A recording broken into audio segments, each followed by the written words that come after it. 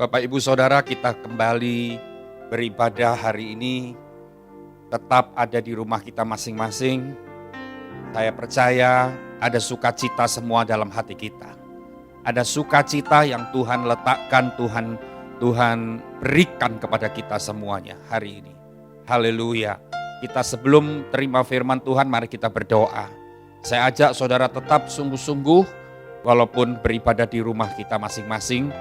Ingat, Dia hadir di rumah kita, Dia hadir di kamar kita, dan kita harus tetap memiliki sikap yang menghormati Tuhan. Mari kita berdoa.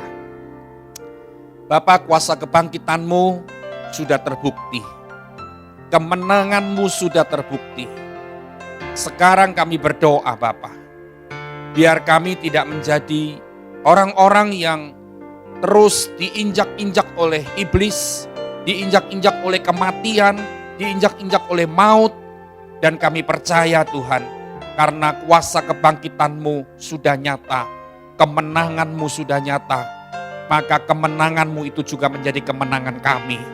Kami bukan hanya memimpikan kemenangan, kami bukan hanya memimpikan sesuatu yang hidup dalam hidup kami, tapi itu menjadi kenyataan, itu menjadi bukti nyata. Sehingga orang lain melihat bahwa kami adalah orang-orang yang memiliki Yesus Kristus dalam hidup kami. Dan kehidupan Kristus yang nyata itu terlihat jelas di dalam hidup kami masing-masing. Sekarang tuntun kami dengan kebenaran-Mu, kami tetap mau memiliki sikap hati yang menghormati Tuhan. Kami tetap mau mencari Tuhan melalui firman-Mu hari ini. Kami mau mendengar firman-Mu dengan antusias. Kami percaya Tuhan, firman-Mu akan sungguh-sungguh memberikan nasihat yang penting untuk kami lakukan di dalam kehidupan ini. Terima kasih, urapi hamba-Mu, urapi firman yang akan disampaikan, urapi kami semua yang mendengar, dan kami percaya Tuhan tetap bekerja. Terima kasih, kami bersyukur dalam nama Yesus. Amin. Bapak Ibu Saudara, saya tetap antusias walaupun kita belum bisa bertatap muka, tapi saya tetap semangat karena dimanapun saya berada, saya tetap merasakan kehadiran Tuhan dalam hidup saya. Perlu saya ceritakan sedikit, hari Jumat Agung yang lalu, 2 hari yang lalu, ketika kita berkumpul di rumah kita masing-masing, ketika kita beribadah di rumah kita masing-masing, dan waktu itu kita melakukan perjamuan kudus di rumah kita masing-masing, ternyata yang baru saya dengar setelah itu ada 2 orang yang mengalami mujizat Tuhan. Ketika kita melakukan perjamuan kudus, jemaat ini, salah satu ibu jemaat ini, dia sudah kurang lebih 3 minggu alami sakit. Tubuhnya sudah tidak berdaya, sudah lemah, napasnya sesak, dan apalagi yang lain saya kurang tahu. Tapi ketika dia makan dan minum tubuh dan darah Yesus, setelah itu dia langsung cerita di grup, menyampaikan pengalamannya. Ketika dia selesai makan minum perjamuan kudus, napas yang sesak itu menjadi lega. Tuhan menjamah bagian pernafasannya. Dan ada satu lagi ibu yang 2 hari sebelum Jumat Agung, tangannya tidak bisa diangkat. Ibu ini masih muda, belum 40. Mungkin paling banyak 40 tahun usianya. 30 tahun lebih mungkin. 2 hari sebelum hari Jumat Agung dia mengeluh bahwa tangannya tidak bisa diangkat. Entah kenapa. Tetapi ketika dia makan dan minum perjamuan kudus hari Jumat Agung itu, setelah itu dia WA ke saya, dia bilang, setelah minum perjamuan kudus saya mengalami kesembuhan. Tangan saya tiba-tiba sudah bisa terangkat normal, tanpa ada sesuatu, tanpa minum obat atau apapun. Saudara, kita tahu bahwa kuasa Allah bisa menjamah kita dimanapun kita berada. Hari ini kita merayakan Hari Paskah dan saya ucapkan selamat Paskah 2020. Ya memang agak aneh Paskah tahun ini kita hanya beribadah di rumah. Biasanya kita hari Paskah merayakan dengan sukacita di gereja, kita merayakan dengan bersama-sama dan sebagainya. Tapi tahun ini saya percaya saudara tidak kecewa. Karena dimanapun kita berada, kita bisa beribadah. Karena Tuhan itu Tuhan yang maha hadir. Dimanapun kita ada, Dia hadir. Haleluya. Kita akan lihat satu tema Paskah hari ini, yaitu tanda-tanda kehidupan. Saudara-saudara, kita tahu bahwa Yesus sudah hidup. Yesus sudah bangkit. Kita akan belajar tanda-tanda orang Kristen yang hidup itu apa. Ya, kita akan lihat sebentar di dalam Lukas 24 ayat pertama. Lukas 24 ayat 1 berkata begini. Tetapi pagi-pagi benar pada hari pertama minggu itu, mereka pergi ke kubur membawa rempah-rempah yang telah disediakan mereka. Saudara, di sini dikatakan pagi-pagi pada hari Minggu itu, mereka adalah orang-orang yang mengasihi Yesus, yang tahu bahwa Yesus sudah mati, dan pagi itu mereka tahu bahwa itu hari yang ketiga, dan biasanya mayat di hari yang ketiga itu mulai berbau busuk. Nah, sebab itu mereka membawa rempah-rempah yang telah disediakan. Apa maksud mereka datang ke kubur Yesus? Maksudnya mereka mau merempah-rempahi mayat Yesus itu. Supaya tidak berbau busuk, tapi tetap berbau harum walaupun sudah 3 hari mati.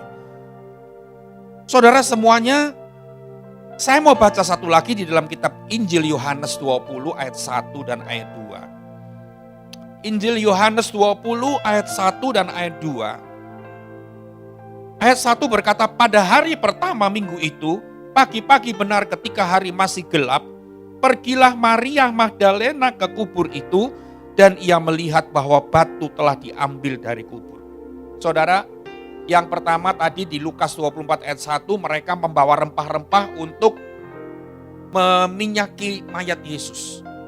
Ini membuktikan bahwa mereka tidak tahu bahwa Yesus akan bangkit dan sudah bangkit di hari yang ketiga. Dan Yohanes 20 ayat yang pertama dikatakan, Maria Magdalena pagi-pagi benar ke kubur dan ia melihat batu telah diambil dari kubur. Nah, ayat 2, maka ia berlari-lari mendapatkan Simon Petrus dan murid yang lain yang dikasihi Yesus dan berkata kepada mereka, Tuhan telah diambil orang dari kuburnya dan kami tidak tahu di mana ia diletakkan.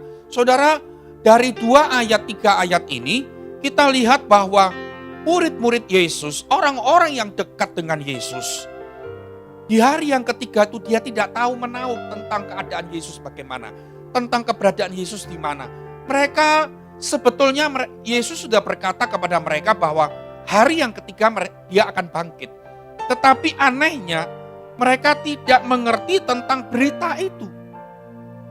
Seharusnya ketika Yesus mengatakan bahwa nanti mereka akan melihat hari yang ketiga Yesus akan bangkit. Justru hari itu mereka tidak lagi membawa rempah-rempah lagi. Justru hari itu mereka dengan penuh semangat pagi-pagi mereka akan melihat bahwa, menyaksikan bahwa ternyata mayat Yesus sudah tidak ada lagi di dalam kubur itu. Tetapi mereka datang ke sana untuk apa? Untuk merempah-rempahi. Dan mereka ternyata ke sana melihat batu sudah terguling. Jadi bingung, jadi takut. Ayat yang kedua, dipikir mereka Tuhan telah diambil orang. Bapak, Ibu, Saudara, ini sebuah pelajaran penting bagi kita. Yesus sudah bangkit, Yesus sudah hidup. Tapi murid-muridnya masih hidup dalam kematian. Pikirannya masih Yesus mati, belum bangkit. Sudah bau busuk, perlu diminyakin dan sebagainya. Betapa banyak orang Kristen zaman sekarang. Dia tidak memperhatikan perkataan Yesus. Dia tidak memperhatikan apa yang Yesus pernah sampaikan kepada dia. Banyak orang Kristen zaman ini, sampai hari ini, pengharapannya masih mati. Rohaninya mati. Mata rohaninya buta. Imannya mati. Pikirannya gelap. Ya, Imannya tidak bisa tumbuh. Dia melakukan perbuatan-perbuatan yang memalukan, dia tidak merasa malu, justru bangga. Ini menandakan bahwa orang Kristen hidup dalam kematian seperti murid-murid Yesus. Pikirannya masih Yesus mati, masih berbau busuk terus, dan ternyata memang dia tidak tahu apa-apa tentang kabar terbaru. Padahal Yesus sudah beritahu kepada orang-orang terdekatnya beberapa hari yang lalu. Saya khawatir Bapak Ibu Saudara, kita aktif ke gereja, kita aktif melayani, tapi ternyata pikiran kita masih mati, iman kita masih mati, pengharapan kita mati, dan kita tidak pernah bisa punya pengharapan. Dikira kita ini sudah selesai, maksudnya, oh masalah ini akan menghancurkan aku, oh masalah ini akan menimpa aku, dan aku akan merasa aku akan tersiksa, dan aku akan menderita seumur hidup dan sebagainya. Bapak Ibu, saya seringkali menemui orang-orang yang punya masalah. Saya selalu memberikan pengharapan kepada mereka. Karena saya juga mengalami masalah. Dan saya juga punya pengharapan kepada Tuhan. Saya tahu Yesus sudah bangkit, kuasa kemenangannya itu harus saya alami. Saya boleh alami masalah, kita boleh mengalami masalah. Tapi masalahnya begini, ketika kita mengalami masalah, saya tetap punya pengharapan. Karena saya tahu Tuhan Yesus kita, Tuhan Yesus saya yang saya layani selama ini, dia bukan Tuhan Yesus yang tidak bisa bangkit, yang kalah untuk seterusnya. Tidak, dia sudah mengalami kemenangan, dia sudah mengalami kuasa kebangkitan, dia sudah hidup lagi. Sebab itu saya pikir gini, oh masalah saya seperti ini. Tidak ada jalan keluar di samping saya, di depan saya, di belakang saya. Tetapi saya tetap punya jalan keluar di dalam Yesus. Wow, itu memberikan pengharapan sekali. Dan itu memberikan kekuatan sekali kepada kita.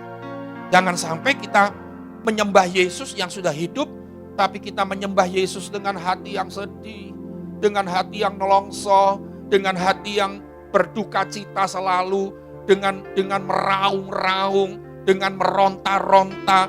Dikira kita tidak lagi punya pengharapan. Kalau kita mengalami sakit penyakit, kita anggap sakit penyakit ini sudah akhir dari segala-galanya. Kalau kita mengalami masalah keuangan, kita anggap masalah keuangan ini sudah akhir dari segala-galanya. Kita lupa bahwa Yesus sudah bangkit. Haleluya. Tanda-tanda kehidupan itu apa? Saya akan cepat memberikan tahu. Kalau kita punya, kita ini hidup, Kristus Yesus sudah hidup, kita pun harus hidup. Artinya begini, kita hidup bukan artinya tidak ada lagi masalah. Oh enggak, masalah tetap ada Bapak Ibu Saudara, tetap ada. Tanda-tanda kehidupan. Pertama, ya, orang yang hidup akan mengerti perkataan Tuhan. Ini perlu diperhatikan. Di Jumat Agung 2 hari yang lalu saya berkata gini, Petrus teringat akan perkataan Tuhan. Dan saya berkata, ingat 2 hari lalu, saudara pasti masih ingat, Petrus tuh lupa akan perkataan Tuhan, dia baru teringat. Saudara, saya sudah pesan 2 hari lalu, jangan pernah lupa perkataan Tuhan, perkataan Yesus, janji Tuhan, teguran Tuhan dan sebagainya. Tetapi yang hari ini saya katakan bukan ingat lagi, tapi mengerti perkataan Tuhan. Ya, Tuhan menegur kita melalui firman, melalui khotbah, melalui hamba Tuhan, melalui kejadian-kejadian yang terjadi, itu menegur kita. Melalui pembacaan firman itu menegur kita. Memberikan janji, memberikan kekuatan. Kadang-kadang saya mengalami baca firman, Tuhan tegur saya melalui firman Tuhan itu. Kadang-kadang ketika saya sempat duduk mendengar hamba Tuhan lain berkhotbah, dan hari itu saya bisa mendengar firman Tuhan dari hamba Tuhan itu. Saya perhatikan sungguh-sungguh. Kadang-kadang saya menerima teguran dari hamba Tuhan yang lagi menyampaikan firman, lagi menyampaikan pesan Tuhan. Dan saya bersyukur, Tuhan terima kasih Engkau menegurku dari orang ini. Kadang-kadang saya melalui sebuah kejadian, saya sudah beberapa kali berkata bulan Agustus September yang lalu, saya mengalami sebuah musibah. Saya mengalami 2 musibah. Tapi ketika saya pelajari dengan musibah yang saya jalani, saya alami dalam hidup saya. Ternyata Tuhan tiba-tiba, saya lagi tidak mikir musibah yang terjadi. Waktu itu terjadi memang menyakitkan sekali. Tapi saya tidak mau terus hidup di dalam keadaan yang menyakitkan itu. Saya terus melayani Tuhan, saya terus mau tegakkan wajah saya terus mau berikan semangat untuk saya tidak perlu tawar hati, saya tidak mau tawar hati, saya tidak mau kecewa atau siapapun, saya tidak mau kepahitan, saya tidak mau sedih dan berduka cita, nangis-nangis di situ, saya tidak mau. Sejenak saja boleh, saya segera bangkit, saya segera bangun lagi. Dan saya berkata kepada Tuhan, Tuhan, aku tidak mau hidup dalam keadaan yang seperti ini. Saya lupakan semua musibah yang sudah terjadi. Saya lupakan. Tiba-tiba pada satu hari, pagi-pagi hari, saudara, ini saya alami benar-benar. Tuhan itu tanpa waktu itu saya pikirin apa-apapun tentang musibah saya. Baru 3 bulan lalu. Dari bulan April, berarti sudah tahun 2020. Musibah itu terjadi September 2019. Ya, waktu itu tiba-tiba Tuhan berkata kepada saya gini, aku mengizinkan ini terjadi dalam hidupmu karena satu hal ini, karena dua ini. Dan Tuhan bilang gini, kamu sudah melakukan kesalahan di sini. Kamu sudah melakukan kesalahan di sini. Pagi-pagi hari itu saya tersentak hati saya. Dan saya bersyukur gini, melalui apapun Tuhan itu selalu memberikan perkataannya. Itu yang membangunkan iman saya. Itu yang membuat semangat hati saya. Tuhan tegur saya, jangan ulangi lagi hal ini. Aku mengajar engkau. Aku memberikan didikan kepadamu. Wow, saudara. Dan saya percaya Bapak Ibu Saudara, kadang-kadang Tuhan menegur kita. Kadang-kadang Tuhan memberikan janji-janji atau peringatan-peringatan. Dan kita yang pertama gini, orang yang hidup dia mengerti perkataan Tuhan. Kalau kita mati, telinga kita juga enggak dengar. Betul enggak saudara?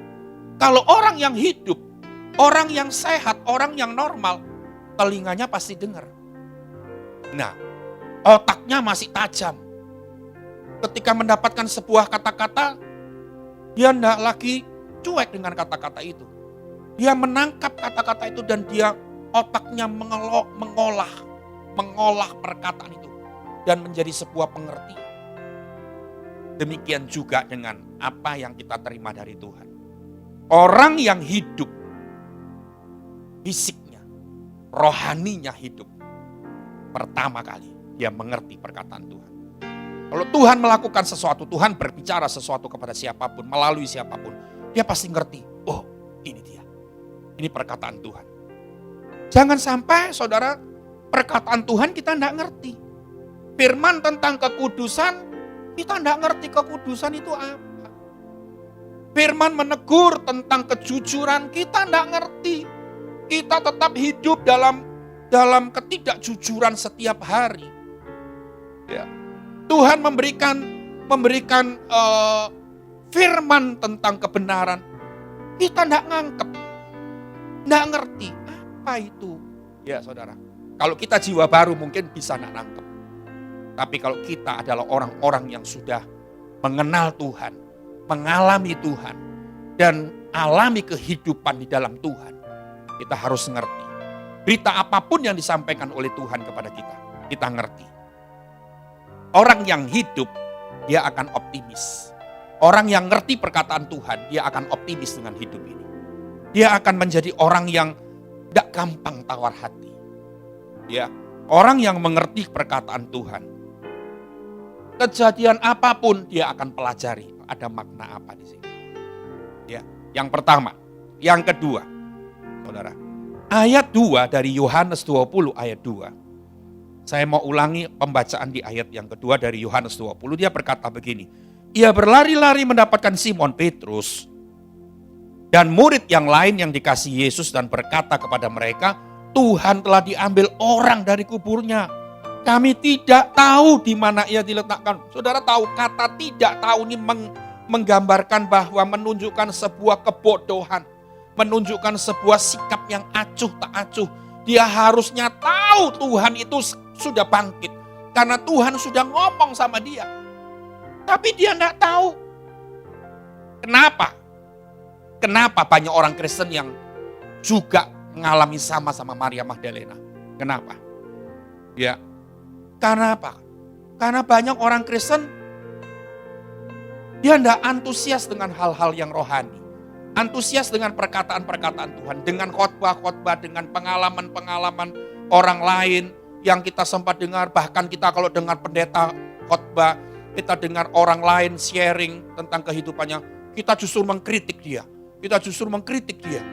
Kita tidak ambil, oh ini benar, ini sesuatu yang baik, yang aku harus perhatikan.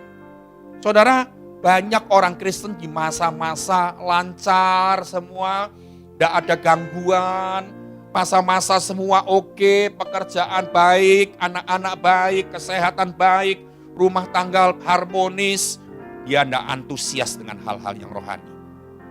Ya, orang Kristen yang hidup, dia akan antusias dengan hal-hal yang rohani. Ya, saudara, banyak orang Kristen kalau ada goncangan, baru cari Tuhan, baru sungguh-sungguh berdoa. Dan hari-hari ini sebetulnya kita ngalami goncangan loh. Sebetulnya hari-hari ini kita semua alami goncangan. Saudara perhatikan, goncangan itu membuat sampai kita tidak bisa beribadah di gereja. Kita untuk ketemu teman aja tidak bisa. Kita mau kemana tidak bisa. Melayani tidak bisa. Ini goncangan yang serius ini harusnya. Tapi saya lihat begini, banyak orang yang menghadapi goncangan hari-hari ini, dia masih santai-santai dengan Tuhan. Dia masih cuek-cuek, masih anggap, enggak apa-apa, ya dijalani aja. Ya memang dijalani saja saudara harusnya. Kita enggak bisa berontak dengan kejadian ini. Tapi maksud saya begini, kita menjalani ini dengan sebuah perubahan, sebuah kesadaran. Oh, kita enggak bisa main-main lagi ya. Ini keadaan sudah enggak bisa main-main lagi. Kalau engkau selama ini masih menyembunyikan dosa, kalau engkau selama ini masih menyembunyikan pelanggaran, harusnya melalui kejadian goncangan ini, engkau segera tinggalkan dosa itu, engkau segera tinggalkan pelanggaranmu dan engkau berbalik kepada Yesus. Bertobat. Ya. Kalau selama ini engkau tidak jujur di hadapan Tuhan, tidak jujur dengan keuanganmu, dengan istrimu, dengan suamimu, dengan orang tuamu, dengan keuanganmu dengan Tuhan. Goncangan ini seharusnya membuat kita sadar, oh waktunya tidak lama lagi. Aku harus segera bertobat. Aku harus segera berbenah diri. Aku harus segera melakukan semua, memperbaiki semua ketidakjujuranku. Saudara, harusnya goncangan ini membuat kita sadar. Tapi saya lihat gini, terjadi goncangan yang keras hari-hari ini, kita biasa-biasa. Kita tetap santai. Ya saudara, jangan sampai waktu itu akan berakhir. Dan ternyata kita belum berubah. Ya, goncangan-goncangan hari ini yang begitu hebat melanda Indonesia, melanda Surabaya, melanda seluruh dunia. Ini seharusnya membuat kita berwaspada, bangkit, dan kita berbalik arah. Kita mentas dari kehidupan yang lama. Dan kita tidak pernah kembali lagi kepada kehidupan itu. Iya, hari ini saudara, yang pertama tadi tanda-tanda kehidupan adalah orang yang hidup rohaninya mengerti perkataan Tuhan. Yang kedua, orang yang hidup dia akan antusias dengan hal-hal yang rohani. Yang ketiga, kita akan lihat dari Yohanes 2 ayat 5 dan 7. Yohanes 20, bukan 2. Yohanes 20 ayat 5 dan ayat yang ke-7, ayat 5 berkata begini. Yang menjenguk ke dalam dan melihat kain kapan terletak di tanah. Akan tetapi ia tidak masuk ke dalam. Ayat 7. Sedang kain peluh yang tadinya ada di kepala Yesus tidak terletak dekat kain kapan itu, tetapi agak di samping di tempat yang lain dan sudah tergulung. Saudara tahu, ayat 5 dan ayat 7 dikatakan kain peluh sudah tergulung. Kain kapan yang membungkus tubuh mayat Yesus itu sudah terletak di tanah tanpa ada mayatnya lagi. Artinya apa? Artinya sudah terjadi kemenangan di situ. Kain peluh itu kain yang mengikat kepala Yesus waktu dia mati. itu sudah tidak ada lagi dan sudah tergulung. Saudara, perhatikan. Jadi orang Kristen, sudahkah kain peluhmu tergulung? Sudahkah masalah-masalahmu tergulung? Sudahkah kesusahanmu, penderitaanmu tergulung selama ini? Kalau selama ini engkau terus mengalami masalah yang sama, terus mengalami masalah yang sama terus, masalahmu tidak pernah tergulung, artinya engkau belum pernah mengalami kemenangan demi kemenangan. Tanda orang yang hidup secara rohani, mengalami kemenangan-kemenangan. Ada masalah lagi, lebih besar, mengalami kemenangan yang lebih besar lagi. Ada masalah yang lebih besar lagi, akhirnya mengalami kemenangan yang lebih besar lagi. Itu orang Kristen yang hidup rohani. Jangan jadi orang Kristen setiap hari cuma isinya menangis. Setiap hari isinya meratap. Setiap hari isinya cuma sedih-sedih dan sedih terus. Ceritanya tentang hal-hal yang negatif terus. Ceritanya, pengalamannya yang disampaikan terus hal-hal yang berduka cita terus. Boleh kita ngalami, saya pun ngalami hal-hal yang menyakitkan. Tapi ada kemenangan demi kemenangan yang saya alami juga dengan Tuhan. Itu tidak pernah saya bisa lupa. Artinya saudara, hari ini kita merayakan Paskah di tahun 2020. Kau harus menjadi orang Kristen yang hidup rohanimu. Secara fisik engkau hidup, tetapi secara rohani bagaimana? Kalau engkau hidup secara rohani, kau mengerti perkataan Tuhan. Engkau akan antusias dengan hal-hal yang rohani. Ya, jangan sampai antusias cuma dengan hal-hal duniawi. Jangan sampai. Karena hal duniawi sementara saja. Cuma sampai kita di dunia. Ketika kita sudah pergi dari dunia ini, hal-hal duniawi tidak bisa menyertai kita lagi. Tidak bisa. Tidak bisa. Ya. Jangan lupa itu. Kalau kita antusias dengan hal-hal yang rohani, kita mulai antusias dengan Tuhan. Menyebarkan berita-berita yang rohani. Menyebarkan kata-kata yang rohani. Menyebarkan kata-kata yang membangun iman. Itu, dengar. Mencari hal-hal yang kekal dalam hidup ini. Artinya gini, ketika kita mati, kita keluar dari dunia ini. Hal-hal yang kekal, yang rohani itu akan menyertai kita terus. Akan menghidupi kita terus. Ya saudara. Dan yang ketiga tadi saya bilang. Orang Kristen yang hidup rohaninya.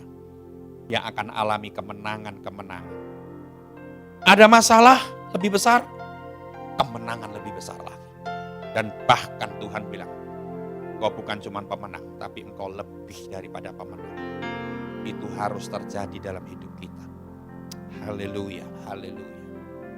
Mari kita datang kepada Tuhan. Sambil pagi hari ini, saudara lihat keadaanmu. Kau mengalami kematian secara rohani, atau rohanimu sudah hidup. Yesus hidup. Ada hari esok. Haleluya, haleluya, haleluya. Saudara, mari letakkan, buka kedua tanganmu di hadapan Tuhan, di tempat engkau beribadah.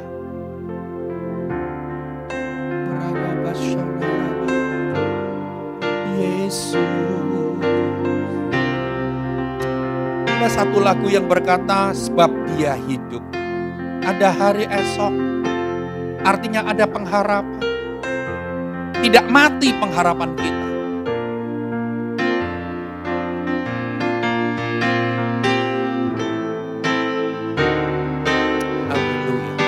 Mari katakan bersama-sama saya di tempatmu masing-masing. Sebab Dia hidup. Ada hari esok. Ada hari esok.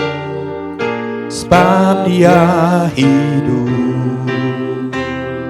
Ku tak gentar. Ku tak gentar.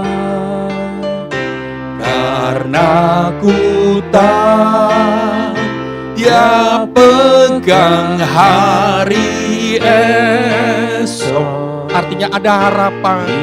Hidup jadi berarti sebab Dia hidup. Sebab Dia hidup, haleluya. Sebab Dia hidup. Mari nyanyikan dengan semangat. Ada hari esok, sebab Dia hidup. Ku tak gentar, karena ku tahu Dia pegang hari esok. Hidup jadi berarti sebab Dia hidup. Perhatikan hari ini saudara, adakah yang masih mati dalam hidupmu? Adakah sesuatu yang masih makin menjadi-jadi dalam hidup kita? Masalah apa dalam hidupmu? Ingat, sudahkah ada sesuatu yang hidup? Pengharapanmu hidup, imanmu hidup, pikiranmu terang, hatimu terang. Orang yang mati semuanya gelap. Matanya gelap, tidak bisa melihat. Pikirannya sudah tidak bisa berpikir sesuatu. Orang yang mati pikirannya mati juga. Adakah engkau mengalami hari ini seperti itu? Ingat, kuasa kemenangan Kristus sudah dinyatakan dalam hidup kita semuanya.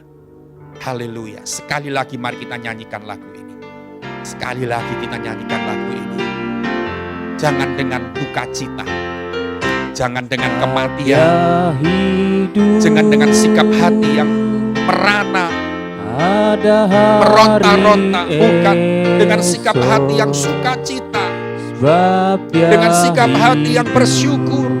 Ada kemenang, ada kehidupan. Ku tak gentar. Oh haleluya. Karena ku tahu Dia pegang hari esok. Hidup jadi berarti sebab Dia hidup. Hidup jadi berarti. Hidup jadi berarti sebab Dia hidup. Hidup jadi berarti sebab Dia hidup. Mari angkat tanganmu kepada Tuhan, bukan tangan yang menyerah. Engkau mengangkat tangan pengharapanmu kepada Tuhan, itu artinya begini. Engkau mengangkat tanganmu karena ada hari depan di depanmu. Karena engkau sukacita dan engkau meraih kehidupan yang penuh dengan kemenangan itu. Haleluya Tuhan, kami sedang mengangkat tangan kami. Tapi bukan tanda kami menyerah, bukan tanda kami putus asa. Tetapi kami mengangkat tangan tanda kami punya sukacita tetap di dalam Tuhan. Kami mengangkat tangan kami tanda kami alami kemenangan. Kami mau buktikan kepada si jahat. Kami mau buktikan kepada iblis bahwa kemenangan Kristus sudah menjadi kemenangan kami juga. Terima kasih Bapa, terima kasih. Kami bersyukur untuk pagi ini. Kami percaya Tuhan, yang mati sudah Engkau hidupkan. Yang mati sudah Engkau bangkitkan. Dan kami bangkit bersama Kristus. Apapun yang masih menjadi halangan rintangan dalam hidup kami, itu tidak akan menjadi sesuatu yang berarti dalam hidup kami. Kami akan bisa atasi semuanya bersama Tuhan. Terima kasih Bapa. Aku menyerahkan semua kemenangan Kristus dalam tangan-Mu masing-masing. Hari ini dalam nama Yesus, pertolongan yang besar terjadi. Haleluya Tuhan, kami nyatakan kuasa kebangkitan-Mu dalam hidup kami. Dalam nama Yesus, Bapak Ibu Saudara silahkan naikkan kedua tanganmu, buka kedua tanganmu. Terimalah berkat Tuhan. Dalam nama Yesus berkat Allah dicurahkan dalam perekonomianmu, dalam pekerjaan, dalam keuanganmu. Tuhan melipat gandakan, pengharapanmu tidak pernah mati. Tuhan memberkati keluargamu, keluargamu menjadi keluarga yang bersatu, keluarga yang harmonis. Tuhan memberkati kesehatan tubuhmu. Tuhan melalukan semua virus, semua penyakit, semua apapun. Dan Tuhan memberikan kesembuhan dan kesehatan ilahi. Dalam nama Yesus, Tuhan menyertaimu hari ini sampai selama-lamanya. Haleluya, semua katakan amin.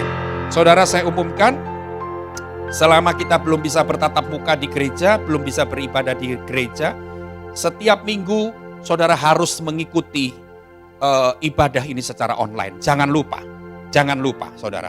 Beritahukan kepada yang lain supaya mereka juga tetap beribadah, punya hubungan yang tetap baik dengan Tuhan. Hari Minggu, hari yang dikuduskan, kalau kita tidak bisa beribadah, tapi di rumah kita tetap berikan waktu untuk beribadah kepada Tuhan. Jadi saudara, kalau kita sudah bisa beribadah kembali di gereja, maka saya akan umumkan. Tetapi sebelum ada pengumuman itu, setiap minggu kita ikuti secara online. Dan kami percaya dan saya percaya Tuhan tetap memberkatimu. Haleluya. Selamat hari Minggu, Tuhan Yesus memberkati. Haleluya.